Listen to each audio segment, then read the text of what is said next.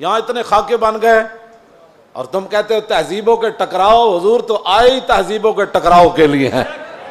تہذیبیں نہیں، حضور آ گئے. ہم ان تہذیبوں پر تھوکتے بھی نہیں ہیں جن کو تم تہذیب کہتے ہو. جن کو اپنی ماں اور بہن کا پتہ نہیں ہے وہ کون سی تہذیب ہے؟ ہاں جی. جن کو خنزیر اور بکری کے فرق کا پتہ نہیں ہے وہ کون سی تہذیب ہے؟ بزدلو، جو دین کی ترجمانی نہیں ہوتی تو پھر ایسے لوگوں کو میدان میں لاؤ جو دین کی ترجمانی کر سکے. دین کے لبادے بھی اوڑے ہوئے اور جناب بڑے بڑے جبے اور دستاریں بھی تم نے پہنی ہوئی ہیں اور حضور کی عزت پر بات نہیں کر سکتے تم. اور تمہاری یہ عزتیں کس کے لیے ہیں؟ سنو، یہ سارے بہت سارے لوگوں کے مرید ہوتے ہیں اور میرے بارے میں پھر کہتے ہیں آپ نے ہمارے پیر کے بارے میں. میں تو پیر فقیر کے بارے میں بات کرتا ہی نہیں ہوں. داتا صاحب کتنے بڑے پیر ہیں. داتا صاحب نے پتہ کیا لکھا؟ ولی کی ساری زندگی نبی کے ایک سانس کے برابر نہیں ہے.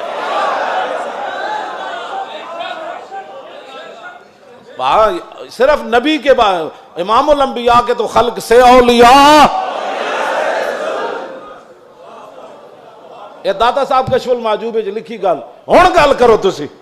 جدوں حضور دی عزت دی گل آوے تے پھر کھڑا کوئی نہ ہوئے پھر وہ پیر ہے. تے پھر اپنی جاناں بچائے تے اپنے جناب ادارے بچائے تے اپنے خانقاہاں بچائے. رسول اللہ کی تو سانس کی بھی کروڑوں حصے کرو نا پھر بھی اس کی ساری زندگی اس کے برابر نہیں ہو سکتی. کروڑویں حصے کے بھی. یہ تو داتا صاحب نے صرف انبیاء کی بات لکھی ہے. رہ گئی حضور کی بات تو خلق سے اولیاء اور فاق النبیین فی خلق وفی خلق ولم یدانو فی علم ولا کرم وکلہم من رسول اللہ ملتمس غرفا من البحر اور رشفا من الدیم وواقفون لدے عند حد من نقطۃ العلم او من شکلۃ الحکم. ایدہ تو میں ترجمہ نہیں کر سکتا انبیاء دی عظمت دی وجہ. امام بوصیری گل کتھے جا کے کی تھی کہ حضور دی شان کتھے جا کے ہے. فرمایا سارے انبیاء اور رسل حضور سے یہ عرض کرتے رہے کہ حضور اپنے کرم کا ایک چھینٹا ہمیں بھی عطا فرما. وَكُلُّهُم مِّن رَّسُولِ اللَّهِ مُلْتَمِسٌ غَرْفًا مِّنَ الْبَحْرِ اور رَشْفًا مِّنَ الدِّيَمِ. یا اپنے سمندر سے ہمیں ایک چلو عطا فرما دو. اے لفظ اے شیر ہوندا نا دائیں بائیں تے حضور نے تو سنیا سی بوسیری نو چادر دیتی. جے دے وچ کوئی گل ہوندی تے حضور نے فرمانا سی بوسیری اے شیر کٹ دے. تمہیں مقام رسول کا پتہ ہی نہیں ہے. باتیں لوگوں کو اگر مگر کی کرتے ہو. اگر مگر سے ناموس رسالت پر پیرا تھوڑا ہونا ہے. اگر مگر سے پیرا نہیں ہونا. پیرا رسول اللہ کی عزت کا ایسے ہی ہونا ہے جیسے صدیق اکبر نے پیرا دیا, جیسے فاروق اعظم نے پیرا دیا. باقی رہ گیا حضور کا جلال, تو وہ میں آپ کو پڑھ کے سنا دیتا ہوں کہ حضور کا جلال کیا تھا. مولا علی راوی ہیں اس کے. اب مولا علی کیا کہتے ہیں, غزوہ خندق کے موقع پر جب رسول اللہ پہرا دے رہے تھے ہمارے ساتھ کھڑے ہو کر, 25,000 کا لشکر خندق کے کنارے کھڑا ہے اور وہ یہ چاہتے ہیں کہ عمر بن عبد ود کی طرح ہم اپنے گھوڑے دوڑا کر خندق کو عبور کریں اور مدینہ پاک پر حملہ آور ہو جائیں, حضور پر حملہ آور. حضور خود پھر تلوار پکڑ کے کھڑے ہو گئے. اور جب رسول اللہ بھی کھڑے تھے وہاں تو سورج غروب ہو گیا. حضور کی ظہر کی نماز بھی قضا ہو گئی. جب عصر کی نماز قضا ہو گئی تو محبوب, یہ بھی حضور کی رحمت للعالمین بھی ہے, یہ بھی خلق عظیم ہے. تم نے کون سا خلق عظیم کی مثالیں دیتے ہو؟ مائی کوڑا پھینکتی تھی اور تم یہ باتیں لوگوں کو سکھاتے ہو فلاں کو معاف کر دیا. وہ حضور کا اپنا حق تھا, معاف کیا.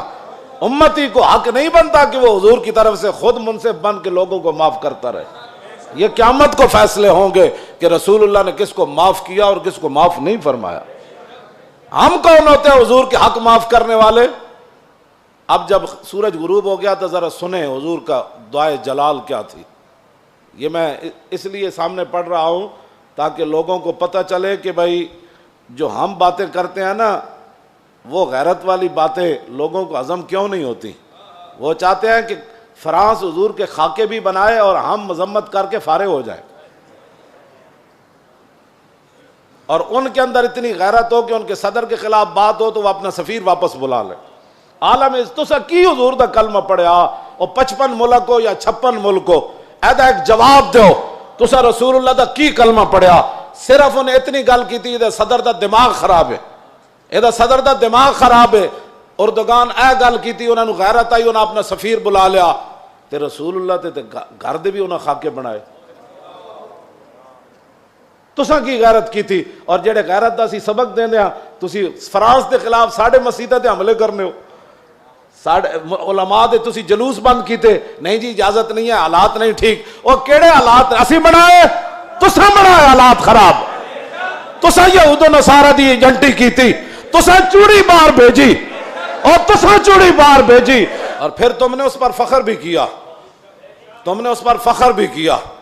ہمیں حضور کی غلامی پر بھی فخر ہے اور ممتاز قادری کے عمل پر بھی فخر ہے، غازی ظہیر کے عمل پر بھی فخر ہے، اور غازی عبداللہ کے عمل پر بھی فخر ہے کہ اس نے گستاخ کو پکڑ کر ایسے گردن کاٹ دی، اس پر بھی ہمیں فخر ہے۔